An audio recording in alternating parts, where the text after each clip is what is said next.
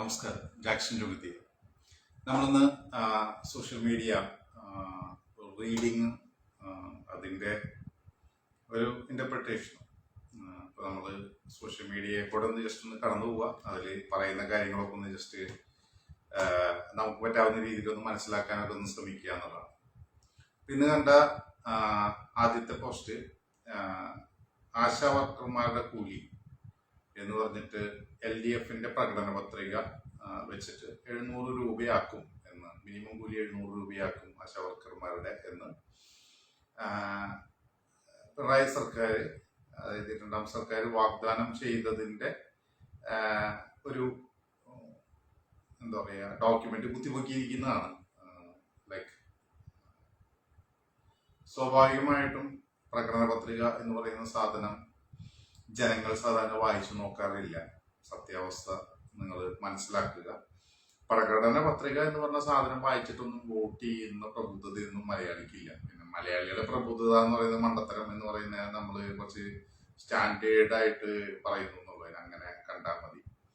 അടുത്തത് ഭൂമി ഏറ്റെടുക്കലിന് വേഗത കുറഞ്ഞിട്ടില്ല, വയനാട് പുനരധിവാസം മാർച്ച് 15 പൂർത്തിയാകും, മന്ത്രി K രാജൻ. ഇത് അടുത്ത ഒരു ദുരന്തം വരുന്നത് വരെ ഇത് ഇങ്ങനെ പറഞ്ഞ് നീട്ടിക്കൊള്ളു. കാരണം ഗവൺമെന്റിന്റെ പ്രോസസ് എന്ന് പറയുന്നത് ഭയങ്കര കൂടുതലായിരിക്കും സ്വാഭാവികമായിട്ടും. ഇതിൽ പ്രശ്നം എന്താണെന്ന് വെച്ചാല് ഈ ഒരു ട്രാൻസിറ്റ് ടൈമില് ഗവൺമെന്റ് ഈ സ്ലോവും കാര്യങ്ങളൊക്കെ കാണിക്കും. ഇതിന് പല കഥകളും അങ്ങോട്ടും ഇങ്ങോട്ടൊക്കെ നമ്മൾ പറയും, രാഷ്ട്രീയപരമായിട്ടുള്ള കാര്യങ്ങൾ പറയും. പക്ഷെ ഈ സമയത്ത് ഇവിടെ ഇത് എഫക്ട് ചെയ്ത അന്ന് ഒരു സുപ്രഭാതത്തിൽ വീട് പോയ മനുഷ്യരുണ്ടല്ലോ, അവരുടെ കയ്യിലുണ്ടായിരുന്ന എല്ലാം പോയിട്ടുണ്ടാവും. ജീവൻ മാത്രമൊക്കെയും ചിലപ്പോൾ തിരിച്ചു കിട്ടിയിട്ടുണ്ടാവും, ചിലപ്പോൾ അതിൽ അംഗവൈകല്യങ്ങൾ വന്നിട്ടുണ്ടാവും. അത്തരം മനുഷ്യരുടെ അവസ്ഥകളെ കുറിച്ചിട്ട് നമ്മളത്ര ബോധേഡല്ല എന്നുള്ളൊരു സ്ഥലം, അതാണ് അവിടെ വേദനിപ്പിക്കുന്ന ഒരു ഇടവുള്ളൂ. കാരണം നമ്മുടെ ഈ ചുവപ്പുനാടിയും ഈ ഡയലോഗുകളും ഇതൊക്കെ ഒക്കെയാണ്.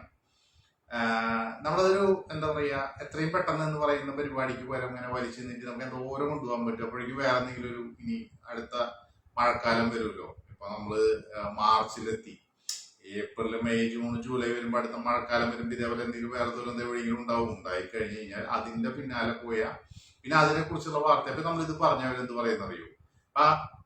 ഒരു ഉദാഹരണമായിട്ട് പറയാം, അടുത്ത ഒരു ജൂൺ ജൂലൈ സമയത്ത് ഉള്ള മഴ പെയ്ത് കഴിയുമ്പോൾ വേറൊരു സ്ഥലത്ത് ഒരു ദുരന്തം ഉണ്ടായി കഴിയുമ്പോൾ നമ്മൾ സ്വാഭാവികമായിട്ട് എന്ത് പറയും, സർക്കാരിന്റെ ദുരിതാശ്വാസ നിധിയിലേക്ക് ഫണ്ട് കൊടുക്കരുത് എന്ന് പറയും ആളുകൾ. കാരണം എന്താ, മുൻപ് കൊടുത്ത തുക ഉപയോഗിച്ചില്ല, അല്ലെങ്കിൽ അത് ആളുകൾക്ക് ഇതുവരെ കൊടുത്തില്ല. ചുരൽമരം ദുരന്തത്തിൽ ഉപയോഗിച്ചില്ല, ഓക്കി ദുരന്തത്തിൽ ഉപയോഗിച്ചില്ല എന്നുകൊണ്ട് നമ്മളിങ്ങനെ പഴയ കാര്യം പറയുന്ന കാര്യങ്ങളാണ് സത്യാവസ്ഥ. അതിനെ അങ്ങനെ കൂടി മനസ്സിലാക്കണം. പറയുന്നത് സത്യാവസ്ഥയാണ്. നമ്മളത് പറഞ്ഞു കഴിയുമ്പോൾ അപ്പം എന്ത് പറയും, അത് പഴയ കാര്യമാണ്, അതൊക്കെ വിട്, ഇപ്പോ ഇതിലേക്ക് കൊടുക്കുക, ഇതാണ് ഇപ്പൊ ചെയ്യേണ്ട ഏറ്റവും വലിയ കാര്യം. ഇത് കൊടുത്തിട്ട് അത് കഴിഞ്ഞിട്ട് അടുത്ത ദുരന്തം വരെ ഇതിങ്ങനെ വലിച്ചു നീട്ടിക്കൊണ്ട് പോകും. ഈ പറഞ്ഞ ദുരന്ത ബാധിതർക്ക് ഒന്നും കിട്ടില്ല എന്നുള്ളിടത്താണ് നമ്മൾ ഇതിന്റെ വിഷമം അനുഭവിക്കുന്നത്. പ്രളയ ദുരന്തം ഉണ്ടായി, അങ്ങനെ ഒരുപാട് ദുരന്തങ്ങൾ നമ്മൾ കണ്ടിന്യൂസ് ആയിട്ട് എല്ലാ വർഷവും ഫേസ് ചെയ്യാണ്. പണ്ട് നമ്മൾ ഈ ദുരന്തങ്ങൾ ഉള്ള ആൾക്കാർ പിരിവിന് വരുന്നതാണ് ഫേസ് ചെയ്തിരുന്നത്. ഇപ്പൊ ദുരന്തങ്ങളെ നമ്മൾ എല്ലാ കൊല്ലം ഫേസ് ചെയ്യാം. അപ്പൊ നമുക്ക് ആ ഫേസ് ചെയ്യുന്ന സമയത്ത് നമ്മൾ അതിനെ വളരെ ഫാസ്റ്റ് ആയിട്ട് ആക്ട് ചെയ്യാതെ നമ്മളതിന് ഒരു വർഷം കടത്തി വിട്ട് ഇതിനെ പഴയ ദുരന്തമാക്കി പുതിയ ദുരന്തത്തിന് നമ്മൾ റെഡിയാവുകയാണ്. അപ്പൊ പഴയ ദുരന്തത്തിലുള്ള ആൾക്കാർക്ക് പണം കിട്ടില്ല, പുതിയ ദുരന്തത്തിൽ വരുന്ന ആൾക്കാര് ആ സമയത്ത് അവർക്ക് എന്തെങ്കിലും കൊടുക്കാൻ നമ്മൾ ആഗ്രഹിച്ചാലും കൊടുക്കാൻ പറ്റില്ല. കാരണം എന്താ, അത് സർക്കാരിന് കൊടുത്ത് അങ്ങനെ ചെയ്യണം എന്നൊക്കെ പറഞ്ഞ് നമ്മളൊരു സിസ്റ്റം ഉണ്ടാക്കി അത് അവിടെയും വെച്ചിട്ട് വീണ്ടും അത് കുറച്ച് കഴിയുമ്പോൾ എന്താ ഇത് വക മാറ്റി ചെലവാക്കി എന്ന് പറഞ്ഞിട്ട് വേറെ എന്തെങ്കിലും കണക്കുമായിട്ട് വരും. അപ്പൊ എന്താ വക മാറ്റി ചെലവാക്കിയപ്പോൾ കിട്ടേണ്ട ആൾക്കാർക്ക് കിട്ടണ ഒരു നാട്ടിൽ പല ആൾക്കാർക്കും കിട്ടിയെന്ന് വരും. ആ കിട്ടിയ കാര്യങ്ങളൊക്കെ അതിന്റെ അഡ്വാൻറ്റേജ് എടുക്കുന്ന ആൾക്കാർ എടുത്തിട്ട് പോകും. കാശ് മറ്റേ ഇപ്പൊ എന്താ പറയുക പെൻഷൻ ശമ്പളവും അല്ലെങ്കിൽ ഇപ്പൊ PCR കൊടുക്കാനായിട്ടൊക്കെ കാശില്ലാതെ കഷ്ടപ്പെടുന്നുണ്ടല്ലോ. അപ്പൊ അതിലേക്കൊക്കെ ഈ പറഞ്ഞ ദുരന്തബാധിതരുടെ കേസ് എന്ന് പറയുന്ന അവർക്ക് ഇപ്പൊ തൽക്കാലം എന്തെങ്കിലും വേണമെങ്കിലും കടം മേടിക്കുക അല്ലെങ്കിൽ ആത്മഹത്യ എന്തെങ്കിലുമൊക്കെ ചെയ്യാം. PSC ചെയർമാൻ ആത്മഹത്യ ചെയ്യാൻ പറ്റില്ല. അപ്പൊ നമ്മൾ എന്ത് ചെയ്യണം, അയാളുടെ ശമ്പളം കൂട്ടി കൊടുക്കുക എന്നുള്ളത് എല്ലാ മാസവും കൊടുക്കുക എന്നുള്ളതാണ്. ഇപ്പൊ IAS ഓഫീസേഴ്സ് IPS ഓഫീസേഴ്സ് ഇപ്പൊ റിട്ടയർ ആയി കഴിഞ്ഞാൽ അവർക്ക് വീണ്ടും 4-5 ലക്ഷം രൂപ ശമ്പളം കൊടുത്ത് വീണ്ടും പുനർനിശ്ചയിക്കണം. കാരണം എന്താ വെച്ചാല് ഇവരൊക്കെ ചെയ്തിട്ടുള്ള അഴിമതികൾക്ക് കൂടെ നിന്നിട്ടുള്ള ആൾക്കാരായതുകൊണ്ട് ഇവർക്ക് ഇതിന്റെ സത്യങ്ങൾ അറിയാവുന്നതുകൊണ്ട് ഇവരെ പല തെളിവുകളും ഉണ്ട് എന്നുള്ളതുകൊണ്ട് ഇവരെ ഒന്നും അങ്ങനെ നമുക്ക് വഴിയിറക്കി വിടാൻ പറ്റില്ല. കാരണം എന്താ, നമ്മളുടെ ജനപ്രതിനിധികൾ നമ്മൾ വോട്ട് ചെയ്ത് നമ്മൾ തിരഞ്ഞെടുത്തുള്ള ജനപ്രതിനിധികളുടെ അഴിമതികളും അക്രമങ്ങളും കൊലപാതകങ്ങളും പീഡനങ്ങളും ഒക്കെ സംരക്ഷിച്ച് പിടിക്കാനായിട്ട് നികുതി പണം കൊടുക്കുന്ന ഒരു ജനതയാണ് നമ്മൾ. അപ്പൊ നമ്മള് ഭയങ്കര ഭീകര ടീംസാണ്. ഇതാണ് അതിന്റെ റിയാലിറ്റി. ഇതിനൊക്കെ നമ്മൾ എവിടെ പോയി പിടിക്കുന്നുള്ളതാണ്. അടുത്തത് 24 ന്യൂസിന്റെ ഒരു വാർത്തയാണ്. കരുവന്നൂർ കേസ്. എം വർഗീസിന്റെ പേരിലുള്ള 29.29 കോടിയുടെ സ്വത്തുക്കൾ ഇഡി കണ്ടുകെട്ടി. അപ്പൊ അതില് കമന്റായിട്ട് മീൻസ് അതിന്റെ പോസ്റ്റ് എങ്ങനെയാണ്: എം വർഗീസ് എന്ന പാവം മനുഷ്യന്റെ 30 കോടിയോളം രൂപയുടെ സ്വത്തുക്കൾ കണ്ടുകെട്ടി ഇഡി ലോകത്തും പരലോകത്തും ഗതി കിട്ടാതെ പുറത്തായി. കരുവന്നൂർ സഹകരണ ബാങ്ക് കോടിക്കണക്കിന് രൂപയുടെ തട്ടിപ്പ് കേസ് സഹാക്കളുടെ പ്രാക്ക് ഇടിമിന്നൽ പോലെ ഇഡിയുടെ മേൽ പതിക്കട്ടെ എന്ന് പറഞ്ഞിട്ട് ഒരു സർക്കാസം അടിച്ചിരിക്കുന്നതാണ്. ടെക്നിക്കലി ഇതിന്റെ ഉള്ളിൽ എന്റെ അറിവില് എം വർഗീസ് മാഷ് CPM-ന്റെ ജില്ലാ സെക്രട്ടറിയാണ് തൃശ്ശൂർത്തേരാണ്. ഇവരൊക്കെ എങ്ങനെയാണ് 30 കോടിയുടെ ആസ്തി ഉണ്ടാക്കുന്നത് എന്നുള്ളതൊക്കെയാണ് നമുക്ക് ഒരു അത്ഭുതമാവുന്ന കാര്യമുള്ളത്. ഇവരൊക്കെ അതായത് നല്ല രീതിക്ക് നമ്മള് നല്ലൊരു കമ്മ്യൂണിസ്റ്റായി 30 കോടി ഉണ്ടാക്കാൻ എളുപ്പമല്ല എന്നുള്ളതാണ് എന്റെ വിശ്വാസം. നല്ല കമ്മ്യൂണിസ്റ്റ് അല്ലെങ്കിൽ ഉണ്ടാക്കാൻ ഭയങ്കര എളുപ്പമെന്നാണ് എന്റെ വിശ്വാസം. കാരണം രാഷ്ട്രീയക്കാര് ഒരു സ്ഥലത്തും ഏൺ ചെയ്യുന്നില്ലല്ലോ, അവര് റോബ് ചെയ്യുന്നേ ഉള്ളൂ. അതാണ് അതിന്റെ വ്യത്യാസം.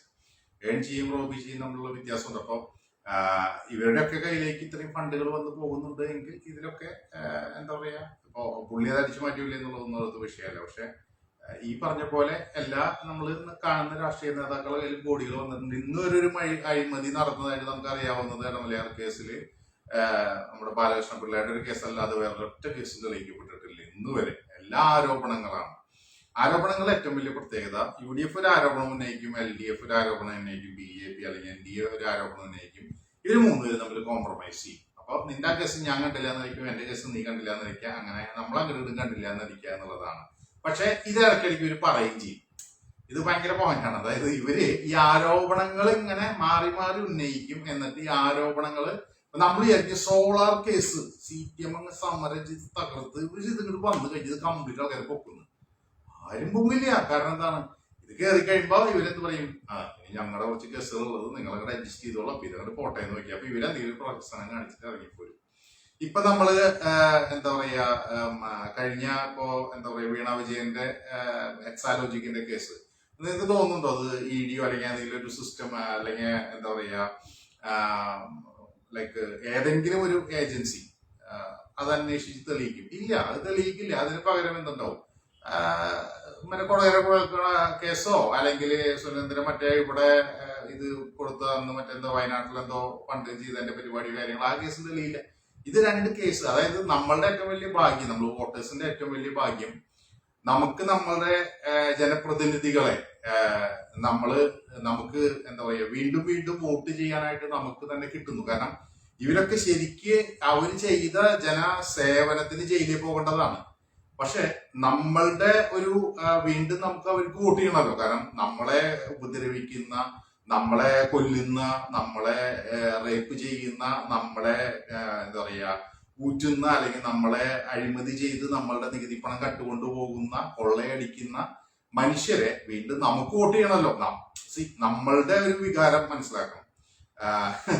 അതായത് നമ്മൾക്ക് അങ്ങനെ എല്ലാ ഉപദ്രവം ചെയ്യുന്ന ആൾക്കാരെ തന്നെ വോട്ട് ചെയ്ത് വീണ്ടും അവിടെ നിലനിർത്തുക എന്നുള്ളത് നമ്മളുടെ ഏറ്റവും വലിയ ജീവിതത്തില് സ്വർഗം കഴിഞ്ഞ രണ്ടാമത്തെ കാര്യം. നമ്മളുടെ ഈ നേതാക്കളെ നമ്മൾ വീണ്ടും നമ്മളെ നശിപ്പിക്കാൻ വേണ്ടി തന്നെ, നമ്മുടെ മക്കളെ നശിപ്പിക്കാൻ, നമ്മുടെ തലമുറകളെ നശിപ്പിക്കാനായിട്ട്, രാജ്യം നശിപ്പിക്കാനായിട്ട് നമുക്ക് തെരഞ്ഞെടുക്കാൻ വേണം എന്നുള്ളതൊരു വലിയ ആവശ്യമാണ് മലയാളി. കാരണം മലയാളി പ്രബുദ്ധനാണ്, നമ്പർ 1 ആണ്. നമ്പർ 1 കഴിഞ്ഞ പിന്നെ നമ്പർ 0 ആവുക, പിന്നെ നമ്പർ കഴിഞ്ഞ പിന്നെ മൈനസിലേക്ക് പോകേണ്ടി വരും. നമുക്ക് 2 or 3 ആവാൻ പറ്റില്ല, നമ്മൾ മുകളിലേക്ക് പോകാൻ പറ്റുള്ളൂ എന്നുള്ളത് കൊണ്ടാണ്. നമ്മൾ മൈനസ് എവിടെയാണ് നിൽക്കണമെന്ന് എനിക്കൊരു പിടുത്തം കിട്ടണില്ല. എവിടെയെങ്കിലും നിൽക്കട്ടെ, എന്തായാലും നമ്പർ 1 എന്തായാലും നമ്മൾ 2ലേക്കോ 3ലേക്കോ പോകില്ല. അതിൽ യാതൊരു കോംപ്രമൈസ് ഇല്ലാത്ത കാര്യമാണ്. അപ്പോ എന്തായാലും വർഗീസ് മാഷിന് ഇത്രയും കാശുണ്ടെന്ന് കേട്ടതിൽ വളരെ സന്തോഷം. ഞാൻ വിചാരിച്ചു സത്യത്തിൽ പുള്ളി കുറച്ച് അങ്ങനത്തെ പരിപാടികളൊന്നും ഇല്ലാത്ത. ഇനി അടുത്തതൊരു എന്താ പറയാ ഒരു പോസ്റ്റ്, ഒരു കോൺട്രഡിക്ഷൻ പോസ്റ്റ് കാണിക്കാൻ വേണ്ടിയിട്ടുള്ള ഒരു പോസ്റ്റാണ്. അത് കള്ള് ഇളനീരിനേക്കാൾ നല്ലതാണ്, ഒരുപാട് ഔഷധ ഗുണങ്ങളുണ്ട്, പണ്ട് കുട്ടികൾക്ക് പോലും കൊടുക്കാറുണ്ടെന്ന് EP ജയരാജൻ പണ്ട് പറഞ്ഞ ഒരു പോസ്റ്റ്. ഇപ്പുറത്ത് ഗോവിന്ദൻ മാഷിന്റെ ഒരു പോസ്റ്റാണ്, ബാർ നടത്താം പക്ഷെ മദ്യപിക്കരുത്. പാർട്ടി അംഗങ്ങൾക്ക് ബാർ നടത്താൻ മദ്യപിക്കുന്നത് മാത്രമാണ് തടസ്സമുള്ളത്. ഇതിലിപ്പോ ആര് പറയുന്നതാണ് കേൾക്കേണ്ടത് എന്നുള്ളതാണ്. ഒരു പാർട്ടി ഒരു അംഗം തലയിൽ തൊപ്പി വെച്ച് നമ്മൾ കാണിക്കുന്ന മീംസിലൊക്കെ നമ്മൾ കാണുന്ന പോലെ ദിലീപിന്റെ തലയിൽ ഒരു ക്യാപ്പ് വെച്ചിട്ട്, റെഡ് ക്യാപ്പ് വെച്ചിട്ട് നമ്മൾ ഇതിൽ ആര് പറയുന്നതാണ് കേൾക്കേണ്ടത്. കാരണം ഒരാൾ പറഞ്ഞു കള്ള് മറ്റേനേക്കാളൊക്കെ നല്ലതാണ്, നമുക്ക് കുടിക്കാം എന്ന് പറയുന്നു. മറ്റാൾ പറഞ്ഞത് കള്ള് വിൽക്കാം പക്ഷെ കുടിക്കരുത്. ഇപ്പൊ പറഞ്ഞു കേട്ടിട്ടുണ്ട്, നമ്മൾ ഈ അഫ്ഗാനിസ്ഥാനിൽ നിന്നാണ് ഏറ്റവും കൂടുതലായിട്ട് ഈ കറുപ്പ് എന്ന് പറയുന്നതൊക്കെ നമ്മുടെ നാട്ടിലേക്കൊക്കെ വരുന്നത്. അതായത് മറ്റു രാജ്യങ്ങളിലേക്കൊക്കെ അവര് ഈ ട്രേഡ് ചെയ്യുന്നത്, ഈ മയക്കുമരുന്ന് ട്രേഡ് ചെയ്തിട്ടാണ് അവര് അതിന് പകരമായിട്ട് ആയുധങ്ങളൊക്കെ മേടിക്കുന്നത് എന്നൊക്കെ കേട്ടിട്ടുണ്ട് അഫ്ഗാനിസ്ഥാനിലൊക്കെ.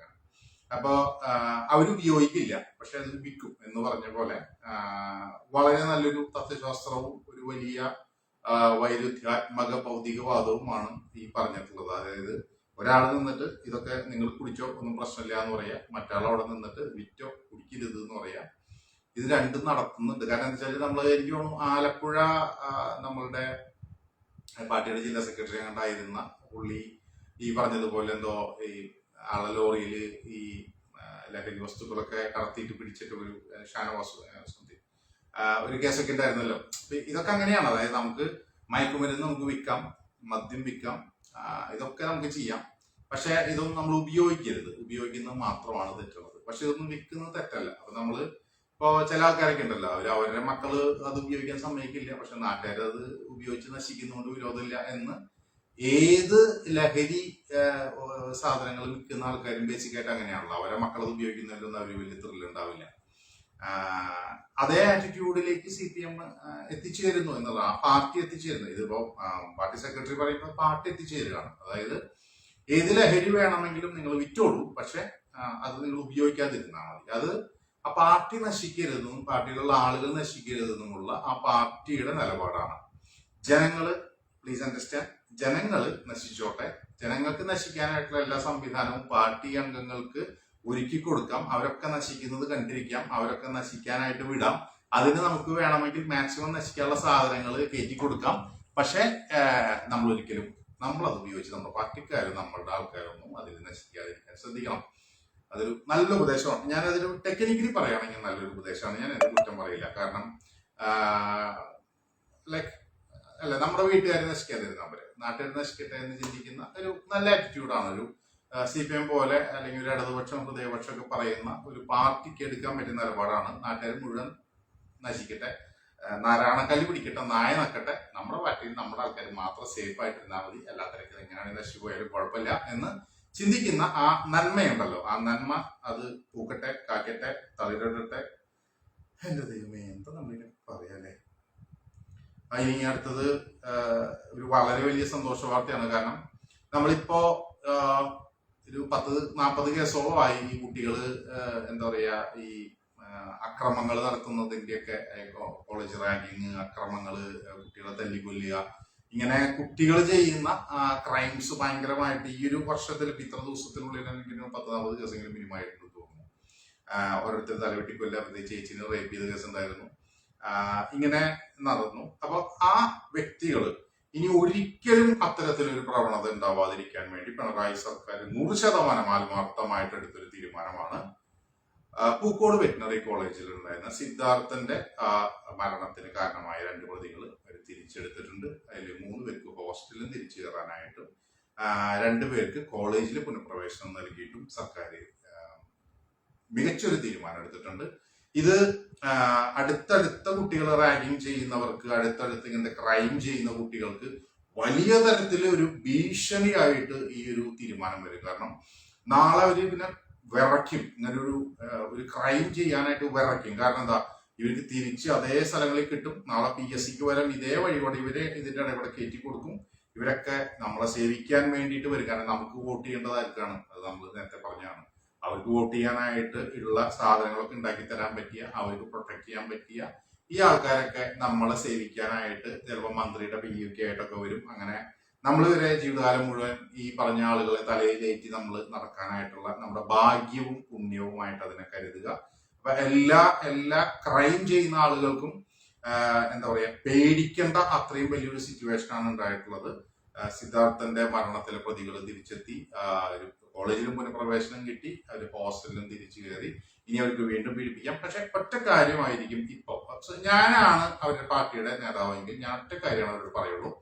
ഇന്ന് നിങ്ങൾ അങ്ങനെ ചെയ്യുകയാണെങ്കിൽ പുറത്തറിയാതിരിക്കാൻ ശ്രദ്ധിക്കുക. അത് അയാളെ കൊന്നാലും കുഴപ്പമില്ലായിരുന്നു, പക്ഷെ അത് വാർത്ത പുറത്തെത്താതിരിക്കാനായിട്ട് നിങ്ങൾ ജാഗ്രത പുലർത്തണം എന്നുള്ളതാണ് എനിക്കും അവരോട് പറയാനുള്ള ഉപദേശം. അതാണ്, നിങ്ങൾ എത്ര പേരെ വേണമെങ്കിൽ കൊന്നോളൂ, എത്ര പേരെ വേണമെങ്കിൽ പീഡിപ്പിച്ചോളൂ, ട്രാക്ക് ചെയ്തോളൂ, പക്ഷെ ഈ വാർത്ത പുറത്തു വരാതിരിക്കാനായിട്ട് കുറച്ചുകൂടി ജാഗ്രത ഉണ്ടാവണം. ഭയമൊന്നും വേണ്ട, ഇതൊക്കെ ചെയ്യാനായിട്ട് ധൈര്യമായിട്ട് ചെയ്തോളൂ, പക്ഷെ ജാഗ്രത നിങ്ങൾ പുലർത്തേണ്ടതുണ്ട് എന്നുള്ളത് ഒന്ന് ഓർമ്മിപ്പിക്കുകയാണ്. അടുത്ത് ജോയ് മാത്യുവിന്റെ ഒരു കഥയാണ്. പള്ളി വികാരിമാരെ നിർബന്ധമായി വന്ധീകരിക്കണം. സന്യാസത്തിന് ആവശ്യമില്ലാത്തൊരു വസ്തു എന്തിനു വെറുതെ സാത്താന്റെ പ്രലോഭനങ്ങൾക്ക് വേണ്ടി കൊണ്ടു നടക്കണം. സന്യാസത്തിന് അത് ആവശ്യമില്ല എന്നൊന്നും ആരും പറഞ്ഞിട്ടൊന്നുമില്ല. ഈ വന്ധീകരിച്ചത് കൊണ്ട് എന്താ പറയാ, നമ്മളൊരു ഈ വന്ധീകരിച്ചത് കൊണ്ട് എന്താണ് മാറുന്നത്? മനസ്സിലുള്ള ആറ്റിറ്റ്യൂഡ് മാറും.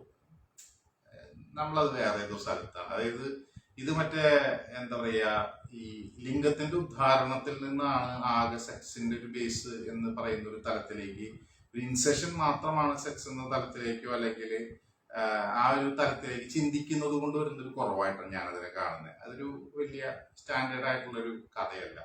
കാരണം നിങ്ങൾക്ക് മനസ്സിലുണ്ടാവുന്ന വികാരങ്ങളും മറ്റുമൊക്കെയായിട്ട് ബന്ധപ്പെട്ട് വരുന്ന കാര്യമല്ലേ. അല്ലാതെ അതില് എവിടെയാണ് നമ്മൾ ഈ പറഞ്ഞതുപോലെ ഒരു വന്ധീകരണം എന്ന് പറയുന്ന പ്രോസസ്സ് കൊണ്ട് എങ്ങനെയാണ് അതിന്റെ അഡ്വാൻറ്റേജ് ഉണ്ടാവുന്നത്? അതുകൊണ്ട് ഒരു ആക്ട് നിങ്ങൾക്ക് ഒഴിവാക്കാൻ പറ്റും, പക്ഷെ ബാക്കി എല്ലാ ആക്ടുകളും നിങ്ങൾക്ക് അതിന്റെ ഉള്ളിൽ എക്സിക്യൂട്ട് ചെയ്യാൻ പറ്റുമല്ലോ. അപ്പൊ അതൊരു വലിയ തിയററ്റിക്കൽ ആയിട്ടുള്ള കാര്യമില്ല. പിന്നെ വീണ്ടും തിരുവനന്തപുരത്ത് വേറൊരു പയ്യനെ കൂടി ഇന്ന് തല്ലുന്നതിന്റെ വീഡിയോസ് വന്നിട്ടുണ്ട്, സന്തോഷം. കൊച്ചിയിൽ 9ാം ക്ലാസ്സുകാരൻ സഹോദരിയെ പീഡിപ്പിച്ചു, ലഹരിക്ക് അടിമയെന്ന് പോലീസിന്റെ പണി കഴിഞ്ഞു.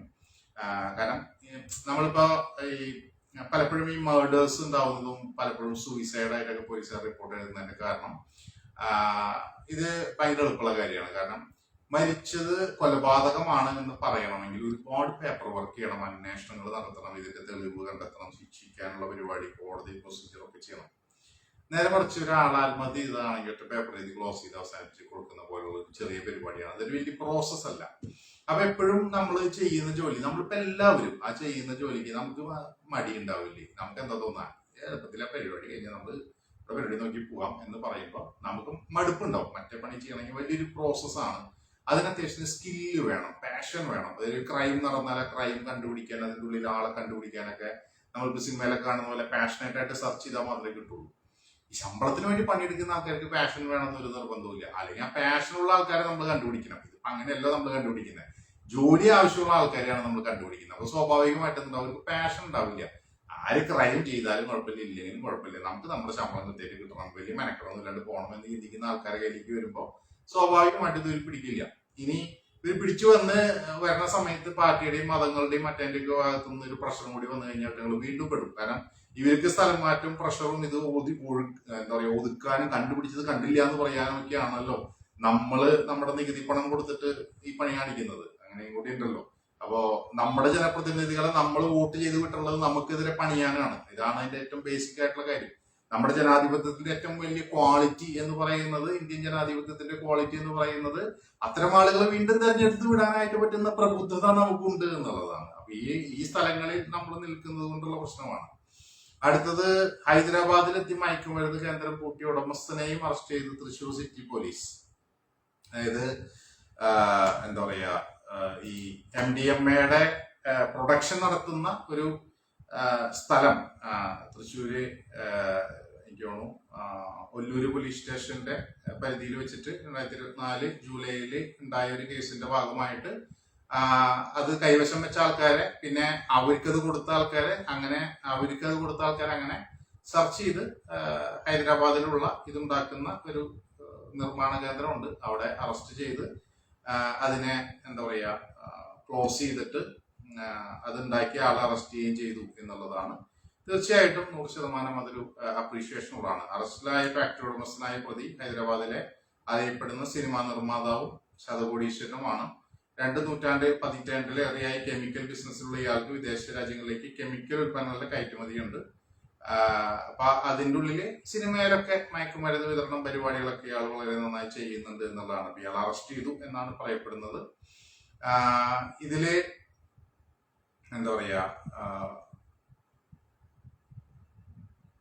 പോലീസിനെ പോലും ഞെട്ടിക്കുന്ന വിദേശ ഉപകരണങ്ങൾ ഫാക്ടറിയിൽ ഉണ്ടായിരുന്നു. മൂത്രാശയം, വൃക്ക എന്നീ അവയവങ്ങളെ ബാധിക്കുന്ന രോഗങ്ങൾക്കുള്ള ചികിത്സയ്ക്കായി നിർമ്മിക്കുന്ന മരുന്നുകളുടെ മറവിലാണ് രഹസ്യ. സോ ബേസിക്കലി മരുന്ന് പ്രൊഡക്ഷൻ ചെയ്യുന്നതിന്റെ കൂട്ടത്തിൽ കുറച്ച് MDMA എന്ന് പറഞ്ഞ മരുന്നും കൂടി പ്രൊഡക്ഷൻ ചെയ്യുന്നുണ്ട്, അത്രേ ഉള്ളൂ. പിന്നെ ആള് നിങ്ങൾ വിഷമിക്കരുത്, ആള് അങ്ങനെ കിട്ടിയ കാശ് കൊണ്ടുപോയിട്ട് അയാൾ കൂട്ടി വെക്കുക അങ്ങനെയല്ല ചെയ്യണേ. നമുക്ക് വേണ്ടി നല്ല നല്ല സിനിമകൾ അയാൾ ചെയ്ത് പ്രൊഡക്ഷൻ ചെയ്യുന്നുണ്ട്. അതേപോലെ തന്നെ നമ്മളെ മാത്രമല്ല വിദേശങ്ങളിലേക്ക് കുറെ കയറ്റി അയക്കുന്നുണ്ട്. അപ്പൊ ഇങ്ങനെ വളരെ നല്ലൊരു മനുഷ്യനെയാണ് അറസ്റ്റ് ചെയ്തിട്ടുള്ളത്. എന്റെ പേടി എന്താന്ന് വെച്ച് കഴിഞ്ഞാല് ഈ ഉദ്യോഗസ്ഥരായാലും പിരിച്ചുവിടും എന്നുള്ളതാണ്. സത്യത്തിൽ അങ്ങനെ ചെയ്യരുത് എന്ന് നമ്മുടെ ജനപ്രതിനിധികളോട് ഞാനൊന്ന് റിക്വസ്റ്റ് ചെയ്യാണ്. നിങ്ങളുടെ ഒരു സ്വഭാവം വെച്ചിട്ട് അവിടെ നിന്ന് കുറച്ച് കാശും കുറച്ച് പ്രഷറും കുറച്ച് ബന്ധങ്ങളും വരുമ്പോൾ നിങ്ങൾ നൈസായിട്ട് ഈ പറഞ്ഞ ആൾക്കാരോടൊന്ന് ട്രാൻസ്ഫർ ചെയ്തിട്ട് ഈ കേസ് മറിച്ച് കളഞ്ഞു. ഈ കുറച്ച് പാഷനേറ്റ് ആയിട്ട് പോയ ആരോ ആണ് ഇത് പിടിച്ചിട്ടുണ്ടാവുക. ആ ഒരു CIO ഇതിന്റെ ടീമൊക്കെ എന്ന് പറയുന്നത് കുറച്ച് പാഷനേറ്റ് ആയിട്ട് പോയി പിടിച്ചിട്ടുള്ള ആളാവാൻ സാധ്യതയുണ്ട്. അറ്റങ്ങളെ പിരിച്ചുവിട്ടരുത്. സസ്പെൻഷൻ, ട്രാൻസ്ഫർ പോലെയുള്ള പരിപാടികൾ നിർത്തണം. പിരിച്ചുവിടൽ വന്ന കാരണം കൊണ്ട് ചിലപ്പോൾ പിരിച്ചുവിടാനായിരിക്കും ത്വര വരിക. കാരണം മറ്റൊരു ഭയങ്കര വാശിയുണ്ടാവും. നമ്മുടെ സ്ഥലത്ത് നിങ്ങൾ പിടിച്ചിട്ടുണ്ടെങ്കിൽ പിരിച്ചുവിടണം അല്ലെങ്കിൽ കൊല്ലണം എന്നൊക്കെ തോന്നും. അപ്പോൾ ആ ലെവലിലേക്ക് ഇല്ലാണ്ട് ചെറിയ എന്തെങ്കിലും പണിഷ്മെന്റ് ഒക്കെ കൊടുത്തിട്ട് നിൽക്കുക. അവർക്ക് വലിയ ഒരു എന്താ പറയുക ആവേശത്തിന് ചെയ്തതായിരിക്കും. അല്ലെങ്കിൽ MDMA ആ സ്ഥലത്ത് അവിടെ നിന്നൊക്കെ ഫണ്ട് കിട്ടുന്നതൊക്കെ മനസ്സിലാക്കാനുള്ള ബോധമൊന്നും ഇല്ലാണ്ട് ചിലപ്പോൾ പോയി അബദ്ധത്തിൽ ചെയ്തതായിരിക്കും. അപ്പൊ അവരെ ഉപദ്രവിക്കരുത് എന്ന് മാത്രമേ റിക്വസ്റ്റ് ഉള്ളൂ. കാരണം അങ്ങനെ കുറച്ച് പേരൊക്കെ ബാക്കിയുള്ളതുകൊണ്ടാണ് ഞങ്ങളെപ്പോഴുള്ള ആൾക്കാർ ജീവിച്ചു പോകണമെന്നുള്ളൊരു പ്രത്യാശ കൊണ്ടാണ്. എന്തായാലും ആ പോയ ആൾക്കാർക്ക്, അതിന്റെ പിന്നിൽ കഷ്ടപ്പെട്ട ആൾക്കാർക്കും അതുമായി ബന്ധപ്പെട്ട് നിന്ന ആൾക്കാർക്ക് എന്തായാലും ചാൻസ് ഉണ്ട്. അടുത്ത വാർത്ത, പോലീസിന്റെ ജോലി വരുമാനം വർദ്ധിപ്പിക്കൽ. ലഹരി സംഘങ്ങളെ അടിച്ചമർത്താൻ ആളില്ല. സീറ്റ് ബെൽറ്റ്, പൊല്യൂഷൻ, ഊതിക്കൽ, ഇങ്ങനത്തെ പരിപാടികളൊക്കെ വെച്ചിട്ട് സർക്കാരിന് ചിലർ പണം ഉണ്ടാക്കാൻ പോലീസിന് തെരുവിലൊക്കെ നിർത്തി പെറ്റിടിപ്പിക്കലുള്ളത്. പോലീസിന്റെ ജോലി ചെയ്യാൻ സമയം കൊടുക്കാറില്ല എന്ന് പറഞ്ഞിട്ടാണ് ഒരു സംഭവം പറഞ്ഞിട്ടുള്ളത്. സ്വാഭാവികമായിട്ടും നമ്മളിപ്പോൾ ഞാൻ നേരത്തെ പറഞ്ഞില്ലേ, ലഹരിയുടെ പരിപാടിയൊക്കെ ആയിട്ട് ബന്ധപ്പെട്ട് അങ്ങനെ നിൽക്കുന്ന ആൾക്കാർക്ക് കാര്യമായി അറിയിച്ച ശിക്ഷകൾ കൊടുക്കാനായിട്ട്, കനപ്പെട്ട ശിക്ഷകൾ കൊടുക്കാൻ, ഇപ്പോഴത്തെ പുതിയ ക്രൈംസ് ചെയ്യുന്ന കുട്ടികൾക്ക് കനപ്പെട്ട ശിക്ഷ കൊടുക്കാൻ നിയമനിർമ്മാണത്തിന് നമ്മൾ തയ്യാറല്ല. കാരണം എന്താ, അങ്ങനെ കഷ്ടപ്പെടുത്തുന്നതിൽ നമുക്ക് താല്പര്യമില്ല. പിന്നെ മുഖ്യമന്ത്രിക്കാണെങ്കിൽ പ്രത്യേകമായിട്ട് ആൾക്കാർ ആഗ്രഹം പറ്റുകയാണെങ്കിൽ നമ്മളുടെ ജയിലുകളൊക്കെ കുറെ കൂടി അവർക്ക് അന്തസ്സോടെ തലയുയർത്തി നിൽക്കാനുള്ള അവസരങ്ങൾ ഉണ്ടാവണം എന്നൊക്കെ പറയുന്ന സ്ഥലങ്ങളിലാണ്. അപ്പോൾ അത് കാരണം കൊണ്ട് നമുക്ക് അതിൻ്റെ ഉള്ളിൽ ആ കഥയിലേക്ക് നമുക്ക് പോകാനും പറ്റില്ല. അതൊരു അവസ്ഥയാണ്. ഇനി അടുത്തൊരു വിശേഷമുള്ളത് മുഖ്യമന്ത്രിയുടെ ഒരു അഭിപ്രായമാണ്. കാസർഗോഡ് അത്ര വികസിച്ച നാടല്ലല്ലോ എന്ന് പറഞ്ഞപ്പോൾ അതിന് ഉള്ള മറുപടിയാണ്. ഒരു പഞ്ചായത്തിൽ 3 5 സ്റ്റാർ ഹോട്ടൽ അവിടെയുണ്ട്, അഭിമാനത്തോടെ കാണണം. അവിടെ ചികിത്സിക്കാനായിട്ട് ഞാൻ കാസർഗോഡ് ഒരുപാട് അവരുടെ ഇതുമൊക്കെയായി ബന്ധപ്പെട്ട് പ്രവർത്തനങ്ങളൊക്കെ ആയിട്ട് ബന്ധപ്പെട്ട് സഹകരിച്ചിട്ടുള്ള ഒരാളാണ്. കാസർഗോഡ് എപ്പോൾ പോയാലും അവർ പറയുന്ന ഏറ്റവും പ്രൈമറി ആയിട്ടുള്ള ഒരു റിക്വയർമെന്റ് ആയിട്ട് അവർ പറയുന്നതാണ് ഹെൽത്തുമായി ബന്ധപ്പെട്ടിട്ട് അവർ അവഗണനയിലാണ്. അവർക്ക് എന്തെങ്കിലും ഒരു ചികിത്സയുടെ കാര്യങ്ങൾക്ക് ഒരു ബേസിക് റിക്വയർമെന്റിന് മുകളിൽ ഒരു അത്യാവശ്യമുണ്ട് എങ്കിൽ, നല്ല ചികിത്സ കിട്ടണമെങ്കിൽ അവരൊന്നില്ലെങ്കിൽ മംഗലാപുരം പോകണം, അല്ലെങ്കിൽ കണ്ണൂർ പരിയാരം മെഡിക്കൽ കോളേജിലേക്ക് വരണം. ഇതിനിടയിലുള്ള ഒരു വലിയ ഡിസ്റ്റൻസ്, അതിന്റെ ട്രാഫിക്കിലൊക്കെയാണ് പല ആളുകളും മരിക്കുന്നത്, അല്ലെങ്കിൽ മര്യാദയ്ക്ക് ചികിത്സ കിട്ടാത്ത അവസ്ഥയ്ക്കുള്ളത്. അത്രയും കഷ്ടപ്പെട്ടിട്ട് ഇത്രയും ട്രാവൽ ചെയ്തൊക്കെ മാത്രമാണ് ഇവർക്ക് എന്തെങ്കിലും ഒരു ആക്ട് എന്താ പറയുക ഒരു ബെനിഫിറ്റ് കിട്ടാനൊക്കെ ആയിട്ട് ചെയ്യേണ്ടത്. സോ പലരും ഈ കോവിഡ് സമയത്തൊക്കെ ഈ ട്രീറ്റിന് പോകാൻ പറ്റാതെ ബ്ലോക്ക് ചെയ്തുകൊണ്ടൊക്കെ മരിച്ച ഒരുപാട് വാർത്തകൾ നമ്മൾ കണ്ടിട്ടുണ്ട്. അതിന് പകരമായിട്ട് നമ്മൾ പറയുന്നതാണ് അവർക്ക് 5 സ്റ്റാർ ഹോട്ടലൊക്കെ അവിടെ ഉണ്ടല്ലോ. 5 സ്റ്റാർ ഹോട്ടൽ ഉള്ളത് 5 സ്റ്റാർ ഹോട്ടലിൽ വരാൻ പറ്റുന്ന ആൾക്കാർക്ക് വേണ്ടിയിട്ടാണ്. അല്ലാതെ കാസർഗോഡുള്ള എല്ലാവരും 5 സ്റ്റാർ ഹോട്ടലിൽ താമസിക്കാൻ പറ്റുന്നുള്ളത് കൊണ്ടല്ല അവിടെ 5 സ്റ്റാർ ഹോട്ടൽ ഉള്ളത്. കാസർഗോഡ് 5 സ്റ്റാർ ഹോട്ടലിൽ വരാനായിട്ട് അങ്ങനത്തെ കമ്പനികൾ അല്ലെങ്കിൽ അങ്ങനത്തെ ആൾക്കാരൊക്കെ വരുന്നുണ്ടെങ്കിൽ അവർക്ക് താമസിക്കാൻ വേണ്ടിയപ്പോൾ 5 സ്റ്റാർ ഹോട്ടൽ വന്നിട്ടുണ്ടോ. അല്ലാതെ അവിടെയുള്ള പാവങ്ങൾക്ക് 5 സ്റ്റാർ ഹോട്ടലിൽ പോയാൽ ചികിത്സിക്കാൻ പറ്റില്ല എന്ന് മുഖ്യമന്ത്രി എപ്പോഴെങ്കിലും ഒന്ന് മനസ്സിലാക്കണം. ഇത് മുഖ്യമന്ത്രി എന്ന് പറയുന്നത് ABCD ആരായാലും ഇതേ തന്നെ പറയാനുള്ളൂ. ഇതിപ്പോ ഉമ്മൻചാണ്ടി ആയിരുന്ന കാലത്ത് അവിടെ തേനും പാലും ഒഴുകിയതായിട്ട് ഞാൻ കേട്ടിട്ടില്ല. അപ്പോൾ ഇത് സ്വാഭാവികമായിട്ട് നമ്മൾ അവിടെ മെഡിക്കൽ കോളേജ് എയിംസിന്റെ കഥ വന്നപ്പോൾ അവിടെ ഒരു സാധ്യത ഉണ്ടായിരുന്നു, അവിടെ ലാൻഡൊക്കെ അത്യാവശ്യം ഓക്യുപ്പൈ ചെയ്യാമായിരുന്നു. പക്ഷെ ഇതൊന്നും അവിടെ കൊടുക്കാതിരിക്കുകയും 5 സ്റ്റാർ ഹോട്ടൽ ഉണ്ട് എന്ന് പറയുമ്പോൾ നമ്മൾ കളിയാക്കുകയാണ്.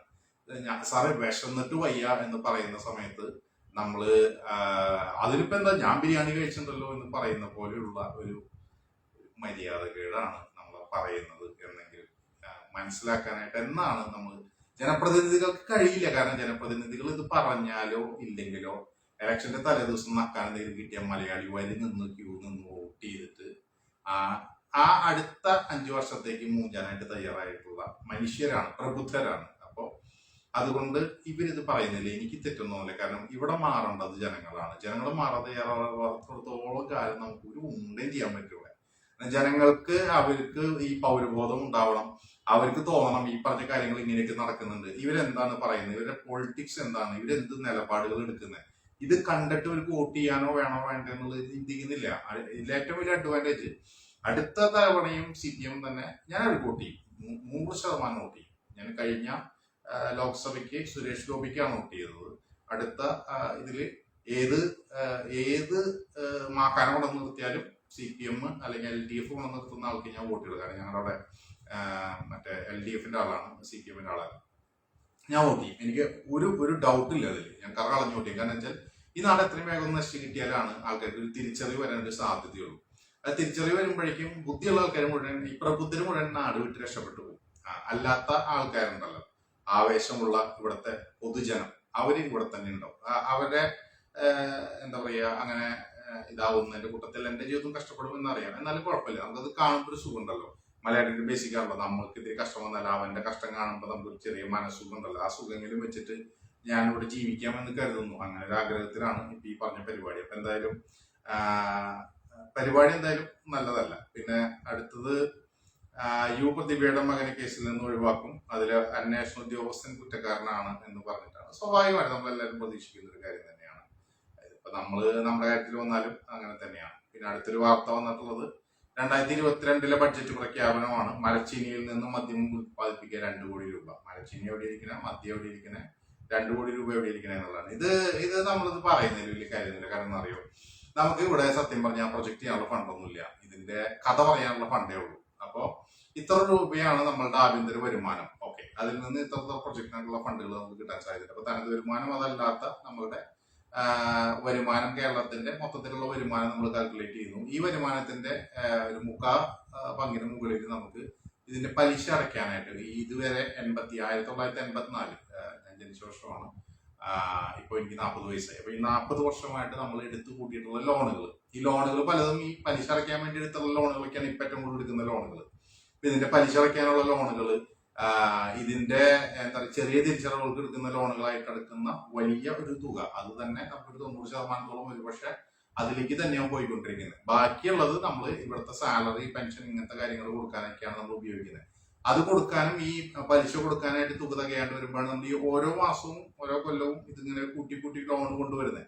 ഇത് എവിടെ പോയി വണ്ടി ഇടിച്ച് നിൽക്കുന്ന മലയാളിക്ക് ഒരു പ്രശ്നമല്ല. മലയാളി വിചാരിക്കുന്ന വെച്ചാൽ ഇതൊക്കെ ഇങ്ങനെ നടന്നു പോക്കോളും. ഇതാണ് നമ്മളുടെ രാഷ്ട്രീയ തിരിച്ചറിവ്. അതാണ്, ഇതൊക്കെ ഇങ്ങനെ നടന്നു പോക്കോളും, ഇത് ആരെങ്കിലും അടച്ചോളൂ, ഇത് നമുക്ക് പ്രശ്നമുള്ള കേസല്ല എന്നുള്ളതാണ്. സാമ്പത്തിക അടിയന്തരാവസ്ഥ എന്ന് പറയുന്ന ഒരു വാക്ക് മലയാളിക്ക് കേട്ടിട്ട് പ്രശ്നമുള്ള കേസല്ല. ശ്രീലങ്കയിൽ എന്ത് നടന്നു എന്നുള്ളത് കണ്ടിട്ട് നമുക്കൊരു പ്രശ്നമുള്ള കാര്യമല്ല. നമ്മളെന്താ ചെയ്തിരിക്കുന്നത്, ഇതിങ്ങനെ പൊക്കോളൂ, ഇതൊക്കെ ആരെങ്കിലും കറക്കേ, ഏതെങ്കിലും രാഷ്ട്രീയക്കാർ കക്കേ, ഏതെങ്കിലും രാഷ്ട്രീയക്കാരെ കൊണ്ടുപോയി എന്ത് വേണമെങ്കിൽ ആയിക്കോട്ടെ, നമുക്കൊക്കെ ഇതുകൊണ്ട് എന്താ ബുദ്ധിമുട്ടുള്ളതെന്നാണ് മനസ്സിലാക്കിക്കോളും. അത് പഠിച്ചിട്ട് പോകണം എന്നുള്ളത് കൊണ്ട് അതിങ്ങനെ വരണം എന്ന് ഞാൻ ഭയങ്കരമായിട്ട് ആഗ്രഹിക്കുന്ന ഒരാളാണ്. കാരണം ഇവിടെ ഒരു സാമ്പത്തിക അടിയന്തരാവസ്ഥ വന്ന അതിൽ ജീവിച്ച് ആ തിരിച്ചറിവുകളോടെ ഈ മനുഷ്യര് വീണ്ടും പഠിക്കുമെന്ന് ഇതേ ആൾക്കാർക്ക് തന്നെ വോട്ട് ചെയ്യണം. അങ്ങനെ വോട്ട് ചെയ്തിട്ട് അവരുടെ ജീവിതം കൂടുതൽ കഷ്ടമാകുമ്പോൾ നമുക്കൊരു സന്തോഷം കൂടുതൽ കിട്ടും എന്ന് ഞാൻ വിചാരിക്കുന്നു. അങ്ങനെയാണ് നമ്മൾ അതിന്റെ ഒരു പരിപാടി. സോ ഈ എല്ലാ വർഷവും നടക്കുന്ന ബഡ്ജറ്റിലെ പ്രഖ്യാപനങ്ങൾ നിങ്ങൾ എടുത്തു നോക്കിയാൽ അതിൻ്റെ ഉള്ളിൽ ഈ പറഞ്ഞ പോലെ ഒരു 60-70% ഒന്നും നടക്കാനുള്ളതല്ല. പിന്നെ അവർ മെയിനായിട്ട് ചെയ്യുന്നത് ബഡ്ജറ്റ് അല്ല. അത് എപ്പോഴെങ്കിലും മലയാളി മനസ്സിലാക്കാൻ ശ്രമിക്കുക. നമ്മൾ കൊല്ലങ്ങൾ കുറേയായി ബഡ്ജറ്റ് അവതരിപ്പിച്ചിട്ട് നമ്മൾ വോട്ട് ഓൺ അക്കൗണ്ട് എന്ന പരിപാടിയാണ് അവതരിപ്പിച്ചുകൊണ്ടിരിക്കുന്നത്. അതായത് ശമ്പളവും പെൻഷനും മുടങ്ങാതിരിക്കാനുള്ള സാധനമാണ് അവതരിപ്പിച്ചുകൊണ്ടിരിക്കുന്നത്. അല്ലാണ്ട് നമ്മൾ കൃത്യമായിട്ട് ബഡ്ജറ്റ് എന്ന് പറയുന്ന സാധനം അതിന്റെ ചർച്ചയും പരിപാടിയായിട്ടൊന്നും അവതരിപ്പിക്കാൻ പറ്റുന്നില്ല. അത് അവതരിപ്പിക്കാനുള്ള സമയ ഫ്രെയിമിലൊന്നല്ല നമ്മൾ ചെയ്യുന്നത്. നമ്മൾ വോട്ട് ഓൺ അക്കൗണ്ട് ഇട്ടിട്ട് പാസ്സാക്കി വിടുന്നു. നമ്മളുടെ അതായത് അവർ ഉദ്യോഗസ്ഥര് രാഷ്ട്രീയക്കാരും കൂടിയിട്ടാണല്ലോ, അവരാണല്ലോ ഒരു ടീമാവുന്നത്. അവർക്ക് മറ്റേ സാധനം മുടങ്ങാതിരിക്കാനുള്ള പരിപാടികൾ ചെയ്യുന്നു എന്നല്ലാതെ നമുക്ക് വേണ്ടി പ്രഖ്യാപിക്കുന്നതൊന്നും നടത്താനുള്ളതല്ല. നമ്മൾ റൈസ് മില്ല് ഉണ്ടായിരുന്നു, എന്തൊക്കെ പ്രൊജക്ടുകൾ പാലക്കാട് ഉണ്ടായിരുന്നു, വയനാട്ടിലുണ്ടായിരുന്നു റൈസ് മില്ലിന്റെ പ്രൊജക്ടും കാര്യങ്ങളൊക്കെ. എവിടെയാണ് ഇതൊന്നും നടത്താനുള്ള പ്രൊജക്ടുകളല്ല. എന്താ പറയാ, ലോക സമാധാനത്തിന് 2 കോടി ആർക്ക് കൊടുക്കുന്നത് കേട്ടിട്ടുണ്ടായിരിക്കും. കൊടുത്തായിട്ട് മറ്റേ പ്രതിമ പണിയാനായിട്ട് കുറച്ച് പേർക്ക് ഇത് വെച്ചിട്ടുണ്ടാവും, എവിടെയും പണതായിട്ട് നിങ്ങൾ കണ്ട. ഇതൊന്നും സാധ്യതയുള്ള കാര്യങ്ങളല്ല. പക്ഷെ എന്താ വെച്ചാൽ ഇതൊക്കെ നമ്മൾ ചെയ്യും എന്ന് തള്ളാൻ വേണ്ടിയിട്ട് നമ്മൾ തള്ളുന്നു എന്ന് മാത്രമേ ഉള്ളൂ. ഇതൊന്നും ചെയ്യാനുള്ളതല്ലാന്ന് അവർക്ക് നന്നായിട്ട് അറിയാം. പിന്നെ തള്ളുമ്പോൾ ആൾക്കാർക്ക് കേൾക്കാൻ സുഖമുള്ളതും മീഡിയക്ക് ആഘോഷിക്കാൻ പറ്റിയതും. മീഡിയക്ക് ഇങ്ങനെ വാ നമ്മളത് അങ്ങനെ ഉണ്ടാക്കാൻ പോകണം ഇങ്ങനെ ഉണ്ടാക്കാൻ പോകണം അവർക്ക് പറയാൻ പറ്റുന്ന കുറച്ച് സാധനങ്ങൾ അതിൻ്റെ ഉള്ളിൽ ഉണ്ടാക്കി വെച്ചിട്ടുണ്ടാവും. എന്നതിനപ്പുറത്തേക്ക് അതിൻ്റെ ഉള്ളിൽ ഒരു ഉണ്ടെയും അവർ ചെയ്യാൻ ഉദ്ദേശിച്ചിട്ടല്ല. കാരണം അവർക്ക് അറിയാൻ പണ്ടൊന്നുമില്ല ഇത് ചെയ്യാനും പറ്റുക എന്നുള്ളത്. അപ്പൊ ഇതാണ് അതിന്റെ ആക്ച്വൽ റിയാലിറ്റി. അപ്പൊ എന്തായാലും എല്ലാവർക്കും ഒരു നശിച്ച നാടും എന്താ പറയാ നായക ജീവിതം നേർന്നുകൊണ്ട് നിർത്തട്ടെ.